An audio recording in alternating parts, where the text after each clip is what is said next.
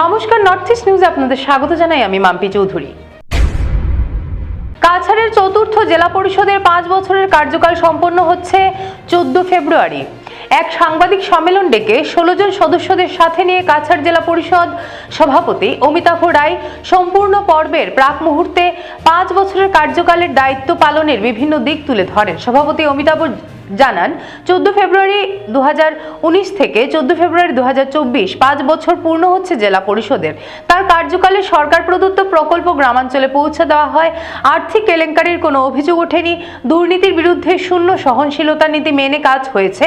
কংগ্রেসের কালিমালিপ্ত জেলা পরিষদের চেহারা পরিবর্তন করে সুনাম পেতে সক্ষম হয়। বিগত ভয়াবহ বন্যায় দুবার দুর্গতদের ত্রাণ পৌঁছানো হয়। এমজি এনরেগার সিন্ডিকেট উৎখাত করে স্বচ্ছ কাজের পরিবেশ ফেরাতে সক্ষম হয় জেলা পরিষদ।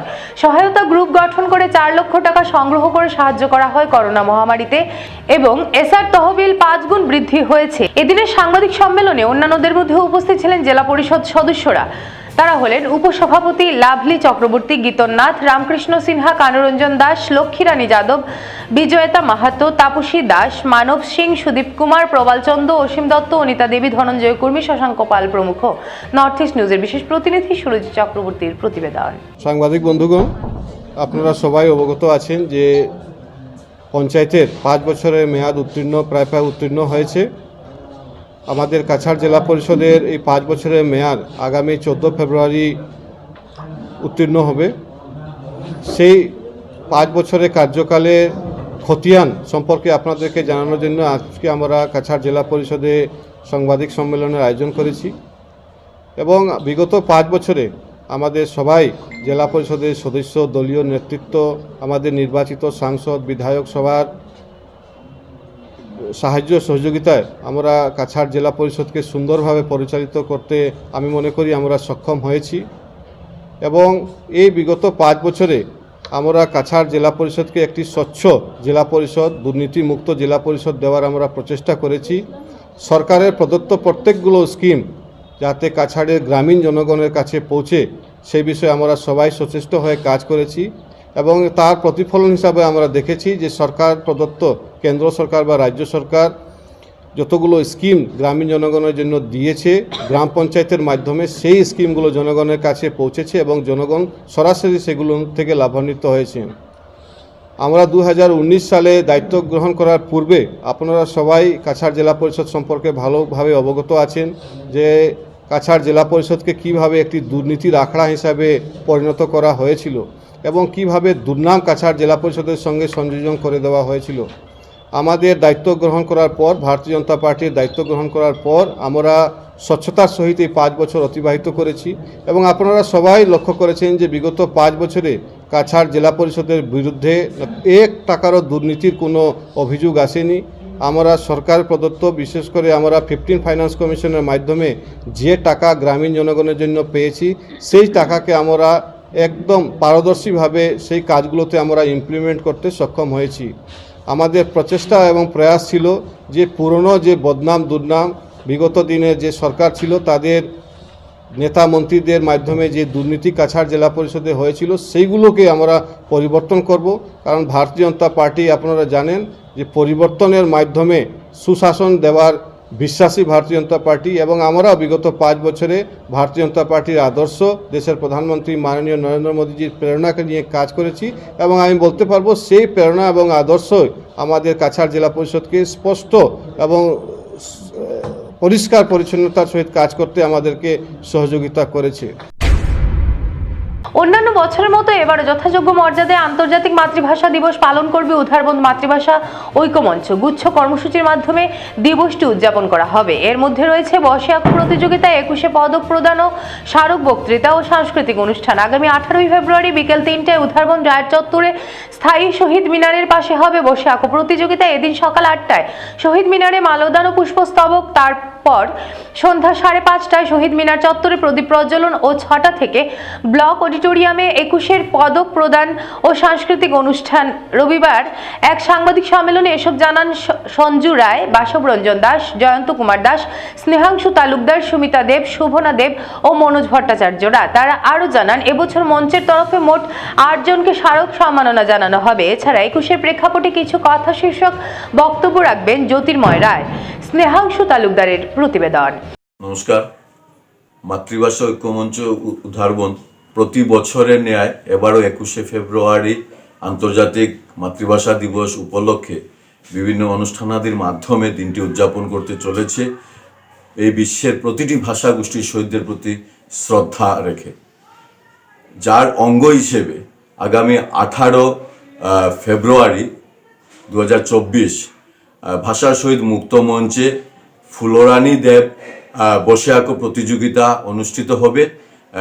উক্ত প্রতিযোগিতা ক, খ এবং গ বিভাগে আমরা রেখেছি এবং প্রত্যেক বিভাগ থেকে 3 জন করে প্রথম, দ্বিতীয় ও তৃতীয় স্থানাধিকারীকে আমরা 21-এর সন্ধ্যায় পুরস্কৃত করব এবং আমরা চাইব এই প্রতিযোগিতায় উদারবন তথা বহিরুদারবনদেরও শিশুরা এসে যোগদান করুক এবং নিজেদের চিত্রকলা প্রদর্শন করে শহীদদের প্রতি শ্রদ্ধার্ঘ্য নিবেদন করুক।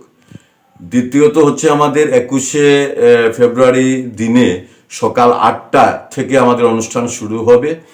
মাতৃভাষা ঐক্যমঞ্চ উদ্ধারবন্দের স্থায়ী ভাষা শহীদ মিনারে পুষ্পাঞ্জলি মাল্যদানের মাধ্যমে 21-এর অনুষ্ঠান আমরা শুরু করব এবং সন্ধ্যা 5:45 স্থায়ী ভাষা শহীদ পাদপদ্মে আমরা প্রদীপ প্রজ্বলন করব শহীদদের প্রতি শ্রদ্ধা রেখে এবং সন্ধ্যা 6টায় উদারবন ব্লক অডিটোরিয়ামে আমরা অনুষ্ঠান করব, সাংস্কৃতিক অনুষ্ঠান এবং 21-এর পদক আমরা তুলে দেব।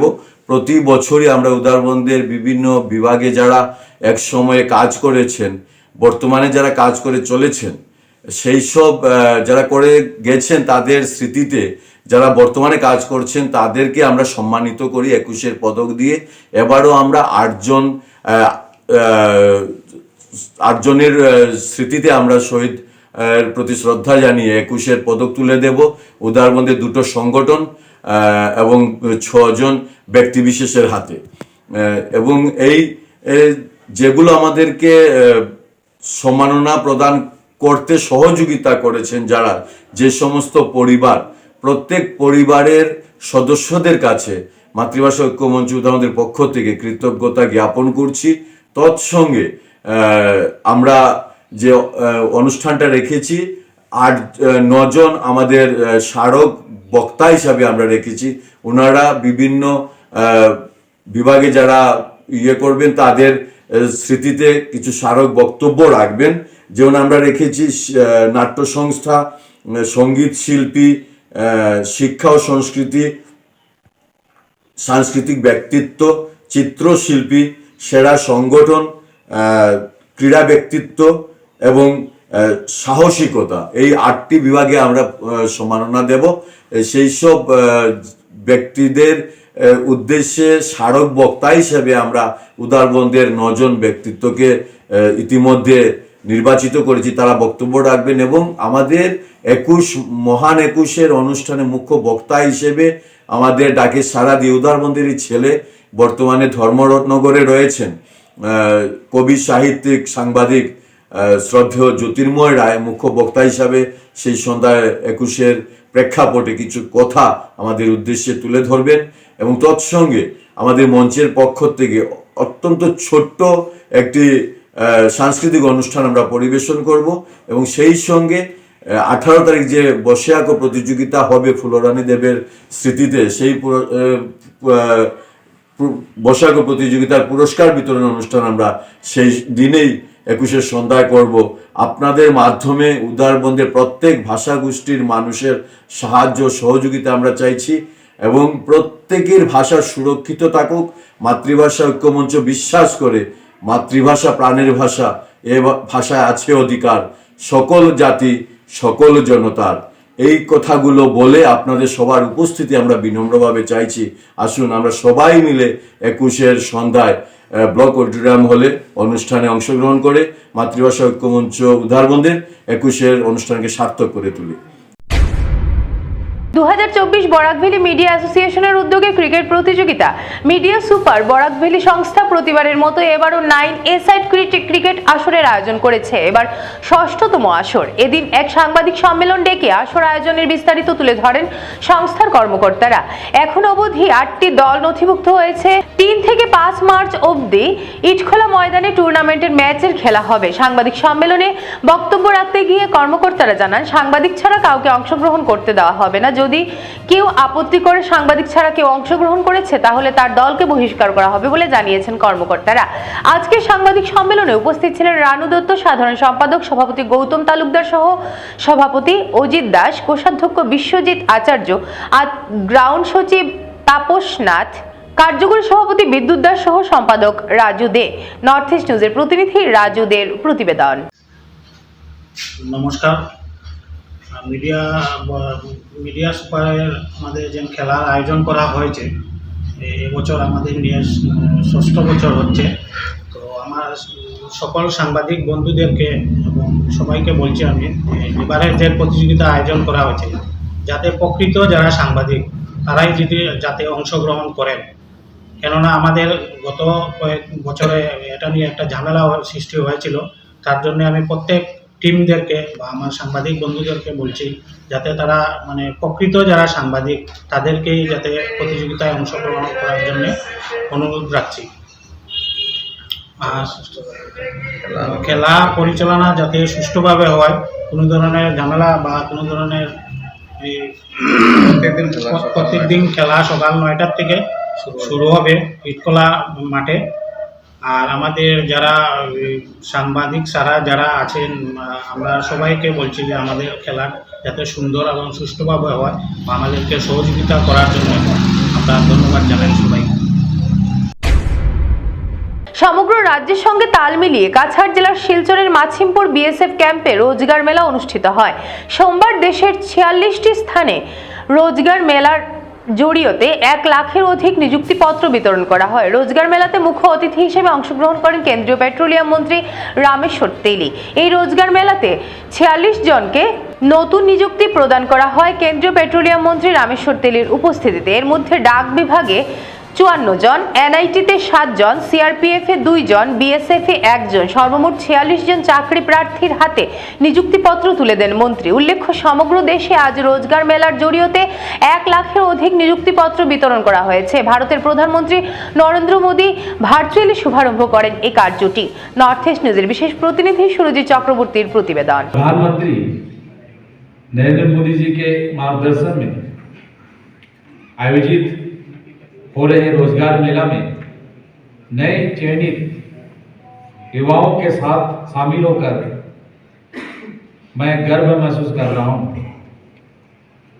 22 अक्टूबर 2022 को आदरणीय प्रधानमंत्री श्री नरेंद्र मोदी जी के देश के विभिन्न शहरों में रोजगार मेला का शुभारंभ किया था। सिलचर की पवन भूमि से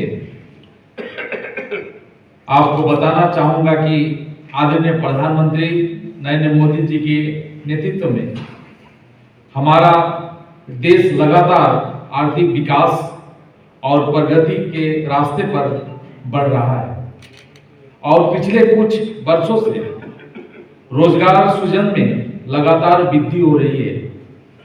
हमारी सरकार के प्रयासों से बेरोजगारी दर में लगातार गिरावट आई है। मोदी जी के नेतृत्व में आज भी सिलचर में 57 युवाओं को विभिन्न विभागों जैसे डाक विभाग, सीआरपीएफ और बीएसएफ में नौकरियों के नियुक्ति पत्र दिए जाएंगे।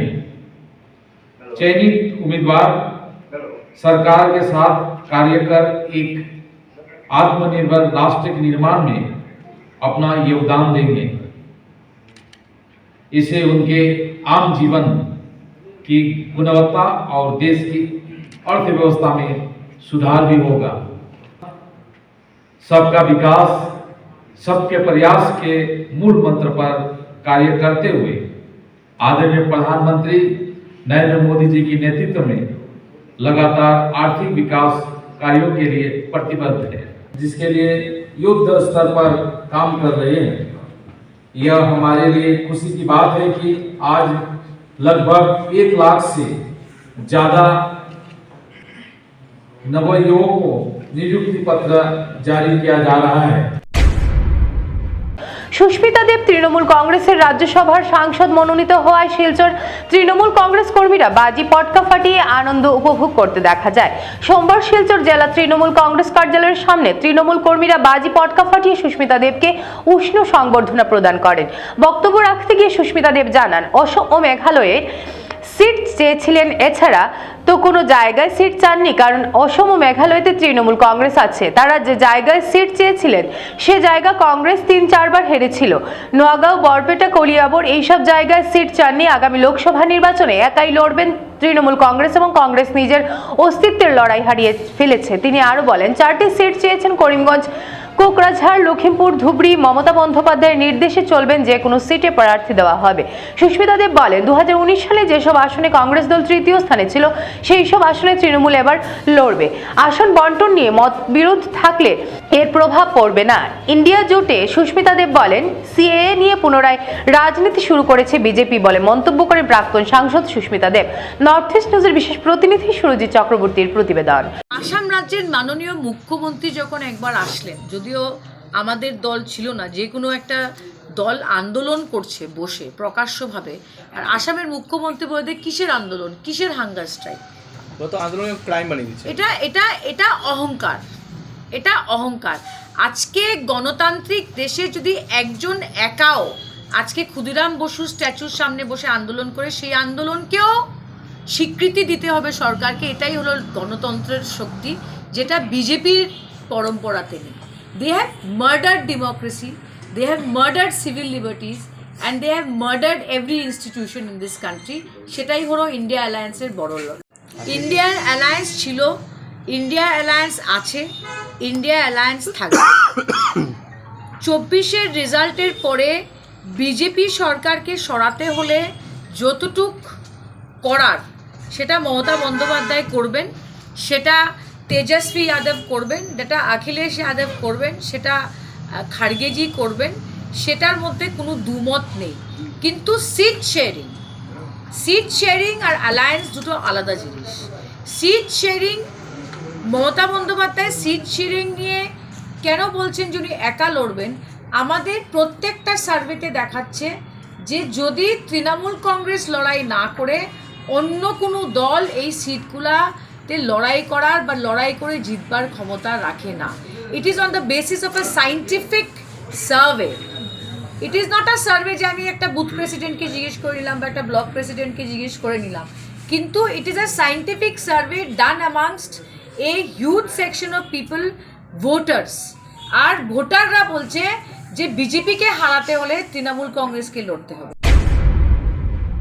সম্মিলিত লোকমঞ্চ শিলচরের ব্যবস্থাপনায় দ্বিতীয়বারের মতো আয়োজিত সমবেত ধামাইল নৃত্য প্রতিযোগিতায় চ্যাম্পিয়নের খেতাব অর্জন করল দুধপাতিল নাট্য সাংস্কৃতিক সংস্থা। দ্বিতীয় হয়েছে অষ্টসখী ধামাইল সংস্থা ও তৃতীয় হয়েছে পারমিতা সঙ্গীতালয়। এছাড়া এবারের অন্যতম আকর্ষণ ধামাইল কন্যা প্রতিযোগিতায় প্রথম হয়েছে ঋতুপর্ণা নাথ, দ্বিতীয় হয়েছে ঋতিকা দেবনাথ ও তৃতীয় হয়েছে সায়ন্তিকা রায়। চ্যাম্পিয়ন দল হিসেবে দুধপাতিল নাট্য সাংস্কৃতিক সংস্থা পেয়েছে 7,000 টাকা। দ্বিতীয় ও তৃতীয় স্থানাধিকারী দল অষ্টসখী ধামাইল সংস্থা ও পারমিতা সঙ্গীতালয় পেয়েছে যথাক্রমে 5,000 টাকা ও 3,000 টাকা। তাছাড়া ধামাইল কন্যা প্রতিযোগিতায় প্রথম স্থানাধিকারী ঋতুপর্ণা নাথ পেয়েছে 5,000 টাকা, দ্বিতীয় ও তৃতীয় স্থানাধিকারী ঋতিকা দেবনাথ ও শান্তিকা রায় পেয়েছে 3,000 ও 2,000 টাকা।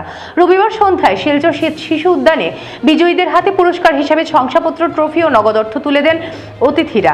উপস্থিত ছিলেন অতিরিক্ত জেলা কমিশনার যুবরাজ বরঠাকুর, লোক গবেষক অধ্যাপক ডক্টর অমলেন্দু ভট্টাচার্য, শিলচরের বিধায়ক প্রতিনিধি রুমলি ভট্টাচার্য, ভট্টাচার্য, বাংলাদেশ থেকে আগত আন্তর্জাতিক ধামাইল শিল্পী তথা গবেষক রামকৃষ্ণ সরকার ও বাংলাদেশ ধামাইল উন্নয়ন পরিষদের সভাপতি দেবদাস চৌধুরী, সম্মিলিত লোকমঞ্চের সভাপতি ডক্টর অনুপ কুমার রায়, সম্পাদক ভাস্কর দাস, সাংস্কৃতিক সম্পাদক কানাইলাল দাস, প্রচার সম্পাদক কমলেশ দাস, দীপকনাথ, শ্যামলকান্তি নাথ সহ অন্যান্যরা উপস্থিত ছিলেন।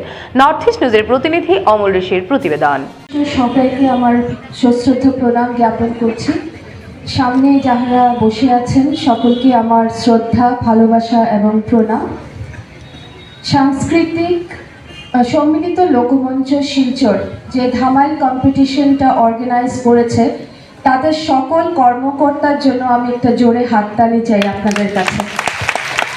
আজকের দিনে নতুন প্রজন্মের কাছে ধামাইলটা শুধুমাত্র একটা নৃত্য হয়ে আছে।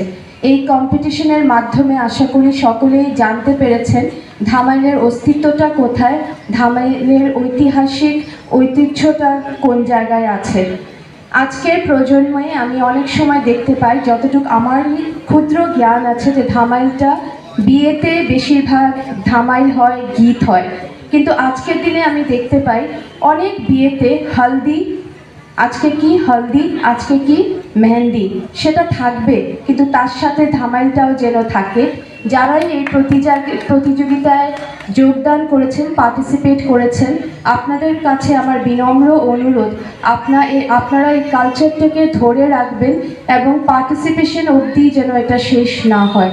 আশেপাশে যেখানে আছে আমরা যেন সুযোগ পেলেই এই ধামাইল নৃত্যটাকে সবার সামনে পরিবেশন করতে পারি। এবং কিছুদিন আগেই আমরা দেখতে পেয়েছি আমাদের সরকার একটা সাংস্কৃতিক মহারণের আয়োজন করেছিলেন। সেই সাংস্কৃতিক মহারণে ধামাইল নৃত্যটা আসামের কোনায় কোনায় গিয়ে পৌঁছে গেছে। আজকে সেটাকে ধরে রাখা আমাদের কর্তব্য। আশা করি আপনারা সহযোগিতার হাত বাড়িয়ে দেবেন। আমি নিজের পক্ষ থেকে ভাস্করদাকে অসংখ্য ধন্যবাদ জ্ঞাপন করছি আমাকে এখানে আমন্ত্রণ জানানোর জন্য। আর আমি খুবই দুঃখিত যে দুদিন ব্যাপী আমি থাকতে পারিনি, থাকলেও তো আমি অনেক জ্ঞান অর্জন করে যেতাম। অসংখ্য ধন্যবাদ। আজকের সংবাদ এ পর্যন্তই। নমস্কার।